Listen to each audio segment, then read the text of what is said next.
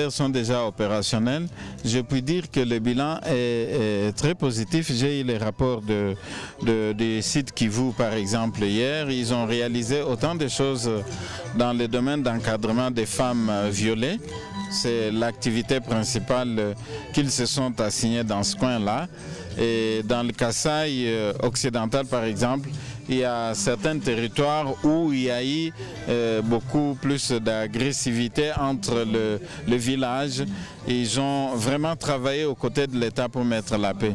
Je puis dire que pour ceux qui sont déjà opérationnels, le bilan est très positif et même moi je suis surpris parce qu'on attendait que nous terminions la globalité des investitures pour avoir une action commune de tous les ambassadeurs en RDC. Mais néanmoins, je suis surpris par le fait que ceux qui sont déjà installés ont commencé, ils nous ont précédés et sont en train de travailler dans la vision que nous leur avons donnée. Travailler pour éduquer la population, les aider à acquérir la culture de la paix. C'est vraiment ça. Je puis simplement dire que ça ne peut pas brûler. Les gens doivent se regarder en face.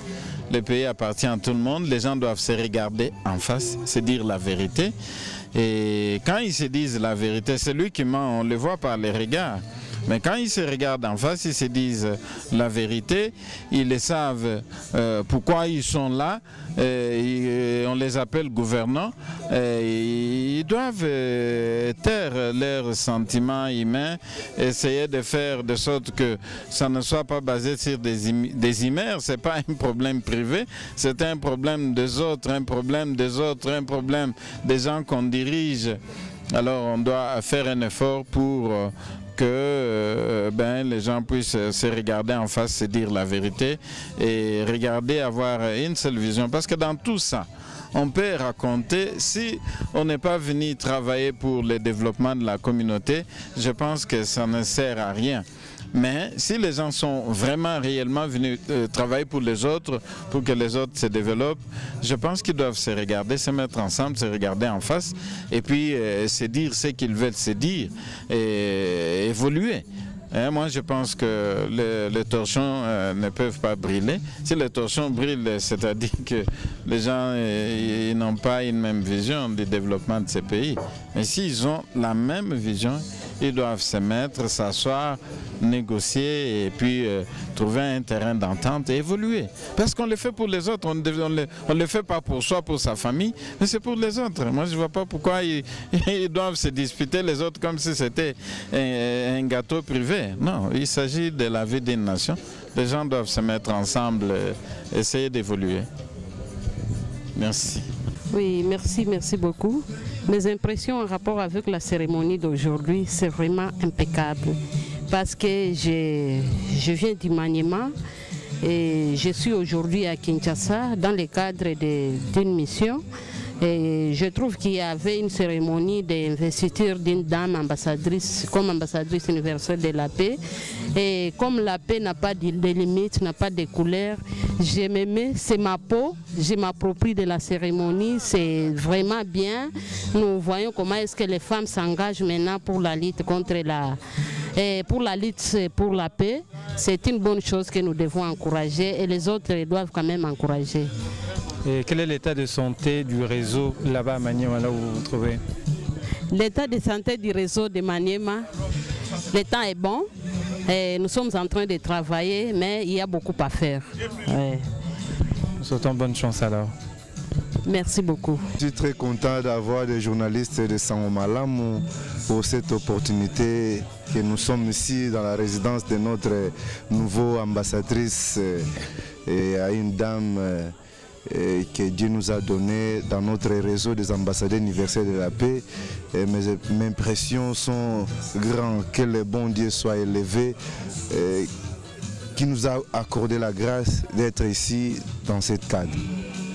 L'état de santé du réseau ici à Kinshasa en tant qu'ambassadeur de Kinshasa, quel est l'état de santé du réseau? Oui, l'état de santé, nous sommes bien par la grâce de Dieu, toujours. Moi je dis jour et nuit, c'est grâce d'un Dieu qui s'appelle le Prince de paix, Jésus-Christ, que nous sommes bien dans ce réseau des ambassadeurs universels de la paix. Merci.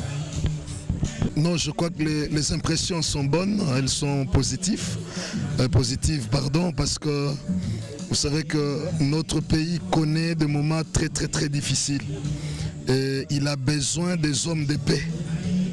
Parce que la paix que nous, aujourd'hui, qu'on peut recevoir par les armes, nous avons toujours dit que c'est une paix éphémère. Mais celle que nous recevons par le dialogue, la parole, que bien sûr même Christ l'a dit, la paix que je vous donne, celle que je vous apporte, le monde ne peut jamais vous les donner. Et donc c'est pourquoi lorsque le Seigneur fait grâce à ce que nous puissions encore rencontrer des dames comme celles que nous venons encore d'être élevées en dignité au rang des ambassadeurs universels de la paix, donc je ne peux qu'être joyeux, donc content et de telles manifestations, parce que je sais qu'il y a une personne de plus qui vient s'ajouter pour apporter aussi son expertise et surtout dans les domaines de la paix dont notre pays a vraiment nécessairement besoin. Comment jugez-vous le travail abattu par le réseau ici à Kinshasa? Bon, le travail, c'est un travail de titan. Moi-même qui vous parle, je crois que ça fait plus de 7 ans que je suis en train d'encadrer les enfants des œuvres venant des familles diminuées, que je scolarise sans qu'ils payent le minerval, où je me donne corps et âme pour ces enfants orphelins, d'autres qui ont perdu les parents parce que tout simplement ils ont été atteints de cette maladie ou cette pandémie de ce siècle que nous connaissons tous, et que ces enfants étaient condamnés à ne plus étudier. Nous avons des enfants qui, leurs parents sont militaires et qui d'autres ont connu la mort, n'est-ce pas, en allant chercher la paix et en donnant leur vie jusqu'au sacrifice suprême. Et ces enfants étaient restés dans la rue et que nous avons récupérés compte tenu de la grande charge que nous avons en tant qu'ambassadeurs de la paix.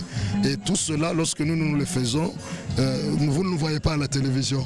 C'est comme la Bible dit, lorsque la main droite donne, surtout dans le cadre de l'aumône, il ne faut pas qu'il y ait la gauche la sache.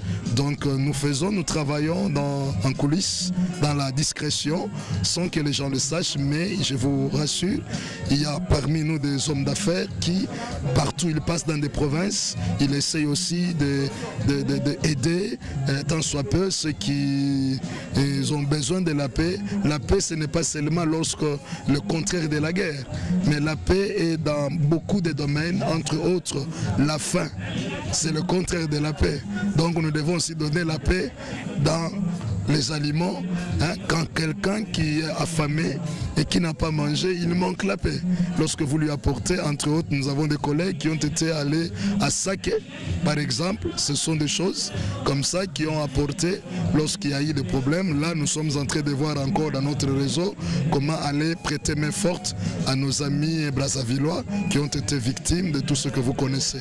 Donc le réseau fait beaucoup de choses que nous ne pouvons pas énumérer dans peu de temps. Mais c'est que vous devez savoir que les actions sont visibles. Oui, tout à fait. Merci beaucoup. Merci, c'est moi qui vous remercie. On pourra vous avoir...